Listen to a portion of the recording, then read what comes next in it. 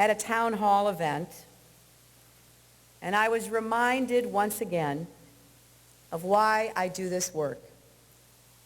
You heard Barbara say that for 35 years, starting when I was a young lawyer for the Children's Defense Fund, I have wanted to be a voice for those who were voiceless. I started representing abused and neglected children, children who were in the foster care system, who didn't have educational or health care opportunities. I worked as the chair of the Legal Services Corporation, appointed by President Carter to expand legal services for the poor across our nation because I had a passionate commitment to equal justice under the law. In Arkansas, I reformed the education system so that children in the poorest community in the Delta or in the inner city would have some shot at finding out what they could do if they were motivated and would work hard. And in the White House years, we tackled a lot of tough problems. And one that I worked on and helped to make progress on was to create the Children's Health Insurance Program, to give 6 million kids across our country a chance to have health care. And so as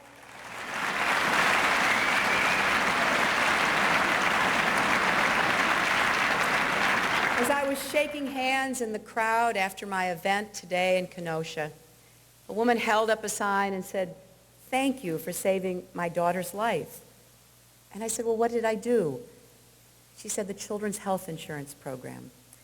And then I met a young boy named Jacob who has cerebral palsy, but he's doing really well.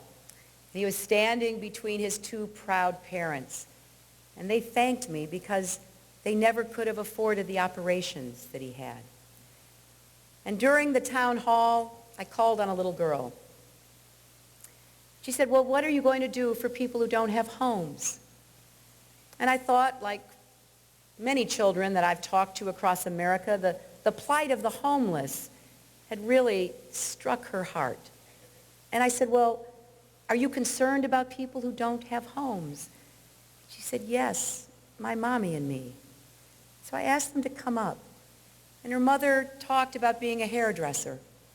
She said, "You know, my business is not as good as it was. People aren't coming in as often.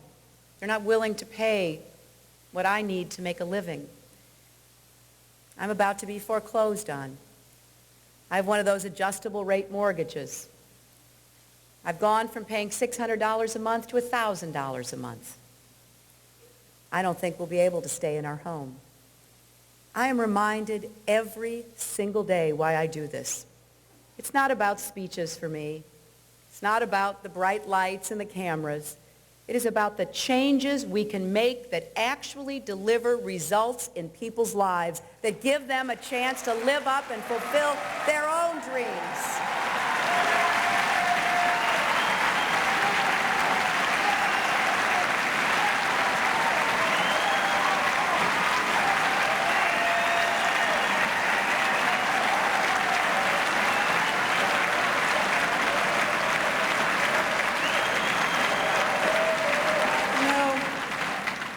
Far from here, this beautiful ballroom across the world, our men and women in uniform are serving our country bravely and honorably, some on their second or third or even fourth tour of duty.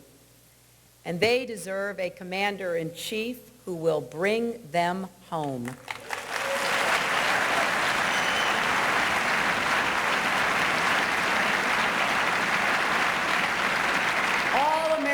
Again, want, need, and deserve a president who will bring your voices and your values back to the White House.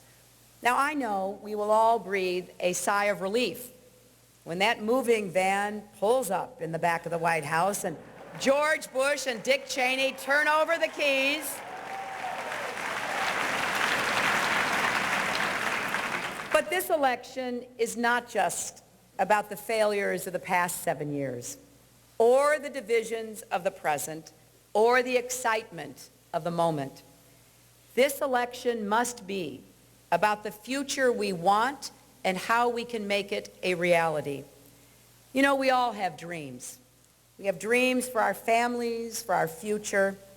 Our country is founded on the idea of the American dream, that with optimism and confidence and without fear, we can make the future happen by working hard and taking responsibility.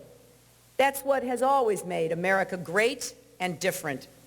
Now, this generation, like generations before us, is called to make its own commitment and sacrifice. We, too, can be a great generation to make the American dream real in the 21st century. But to do that, we must get real about what it will take to have the future we dream of. I once wrote a book called It Takes a Village. Well, I still believe that's true. I will be a president for all of you.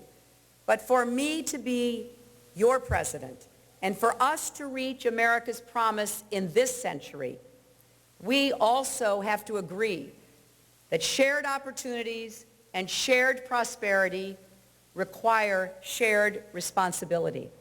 As parents, as neighbors, as workers, as business and political leaders, as a nation. This is about all of us coming together to stake our claim on what it means to be an American in this century. There are people saying that America's best days are behind us, that the competition we face from China and elsewhere will mean that we can't continue to have a strong middle class with rising incomes and the kind of quality of life and standard of living that we have taken for granted. Well, I reject that. I know this will not be easy. Those who claim that it can be done with relatively little effort don't understand what we're up against. We face real challenges, real threats. We have to be ready to summon the experience, the wisdom, and the determination to solve our problems. It will take more than just speeches to fulfill our dreams. It will take a lot of hard work.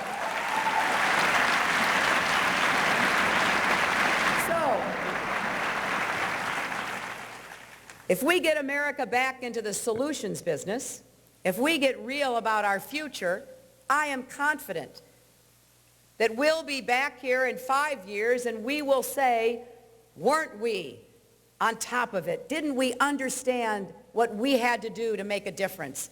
Because together, there isn't anything that can stop us. So let's get real about the economy. We see in America where our economy works not just for the few, the wealthy and the well-connected, but works for all of us. How will we do that?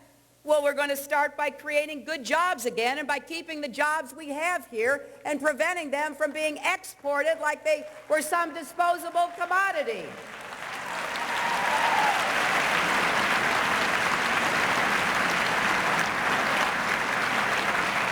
We can do this. We have to change our trade policy. We have to change our tax policy. We have to change our vision and understanding about what it will take to create the jobs of the future. But that's what I've been doing for years. You know, upstate New York has a lot in common with Wisconsin. We've lost our manufacturing base. But I didn't say, well, that's the end. We can't do it.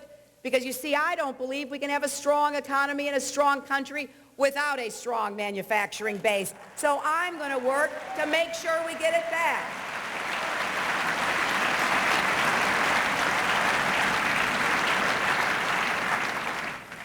Let's get real about our energy policy. Let's see in America